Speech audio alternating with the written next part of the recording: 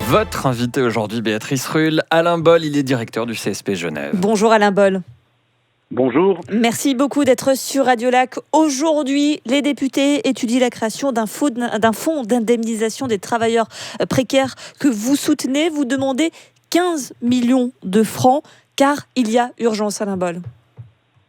Ouais, enfin, c'est pas moi qui demande 15 millions de francs, c'est la proposition du Conseil d'État qui effectivement a relevé, et on le soutient pleinement, que il est primordial que l'État prenne des mesures pour préserver le revenu des personnes qui sont concernées, enfin, des employés qui sont des employés temporaires sur appel, qui ont été licenciés, des employés de maison, des faux indépendants, les fameux faux dont on parle beaucoup, c'est-à-dire les employés,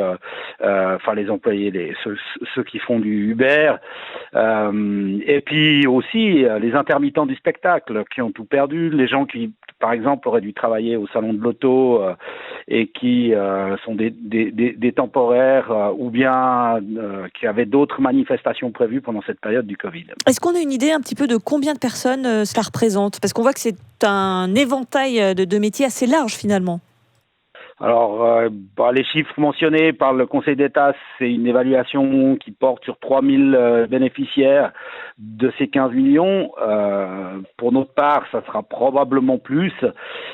C'est vu la palette des situations, certainement qu'il y aura plus de 3000 personnes qui prétendront à bénéficier de cette loi. Il y a des opposants à ce fonds d'urgence et ils estiment que ce n'est pas à l'État de combler les manquements des employeurs, votre avis ?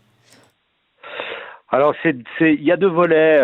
Il y a effectivement une intervention de la part de l'aile droite, le PLR et l'UDC par exemple, qui effectivement relèvent qu'il y a des obligations du côté des employeurs. D'ailleurs, ils ont entièrement raison. On pense notamment à Uber que vous citiez à l'instant d'ailleurs, c'est vrai. Oui, alors Uber ou bien les personnes qui travaillent dans l'économie domestique et dont les employeurs se sont relevés peu responsables pendant cette crise, pour une partie d'entre eux en tout cas. Donc effectivement, il y a cette critique-là peut être faite. Cela étant, la situation des personnes, elle est là. On sait qu'il y a un certain nombre de ces personnes qui jamais ne se retourneront contre leur employeur pour pas avoir assumé leurs responsabilités, parce que aller au prud'homme pour réclamer son dû, c'est long. C'est vous assurer que définitivement cet employeur ne fera plus appel à vos services. Donc là, il y a une l'urgence que ces personnes puissent bénéficier d'un soutien. De nombreux secteurs ont été aidés depuis le début de cette crise sanitaire, à la fois par la Confédération, mais aussi le canton. Est-ce que les travailleurs précaires sont les oubliés de ces aides, car finalement, ils représentent un moins grand enjeu électoral que d'autres secteurs ? On peut penser par exemple aux hôteliers ou aux restaurateurs. Alors, je ne sais pas si la question tourne autour de l'enjeu électoral. La question, c'est qu'effectivement, il y a eu des engagements d'Alain Berset au niveau fédéral disant personne ne sera oublié. On en est à un point aujourd'hui où ces travailleurs précaires sont pour l'instant loin d'être touchés par des mesures qui auraient été prises tant au niveau fédéral qu'au niveau cantonal. Donc, moi, je me questionnerai pas sur la question d'une base électorale, mais plutôt sur la situation de grande précarité que ces personnes vivent et la nécessité qu'il y ait une solidarité au niveau du Grand Conseil qui veuille bien voter cette loi et surtout, et c'est l'essentiel, qui adopte le principe de l'urgence. Il faut une majorité des 2/3 pour ceci.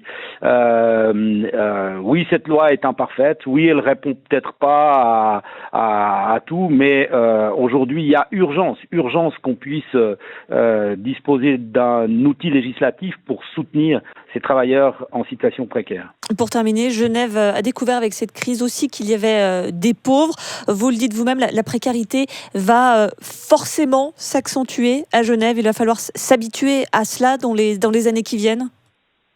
Ouais, c'est assez intéressant d'entendre les gens dire qu'ils découvrent la précarité. Le rapport sur la pauvreté qui a été publié par le Conseil d'État en août 2017 pointait déjà le fait que 16,6%, je vais le faire dans le bon sens, 16,6% de la population genevoise était en situation de précarité.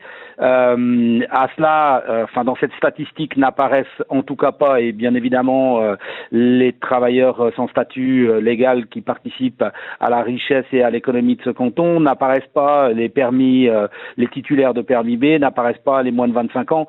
Donc on a effectivement une situation grave, une situation de crise qui est loin de s'arrêter. J'entends autour de moi des gens dire c'est reparti. Non, c'est pas reparti.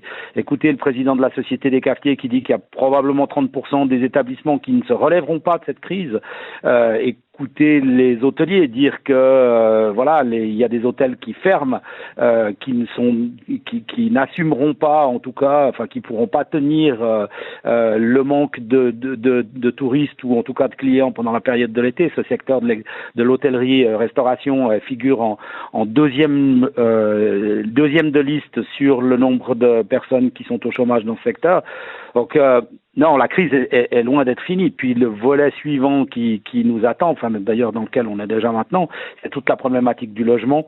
Il y a un certain nombre de personnes aujourd'hui qui sont en passe de ne plus pouvoir payer leur loyer. Et quand vous êtes dans des situations de sous-location, ce qui est le cas pour une partie de ces personnes, vous défendre est d'une complexité folle, même si vous avez des droits. Et il y a des gens qui se sont déjà retrouvés à la rue aujourd'hui. Voilà, une situation, on l'aura bien compris, particulièrement critique. Ce fonds d'indemnisation pour les travailleurs précaires est dans tous les cas étudié aujourd'hui par le Grand Conseil. Merci beaucoup Alain Boll, directeur du CSP Genève. Merci d'avoir été sur Radio Lac. Merci beaucoup et très bonne journée à vous.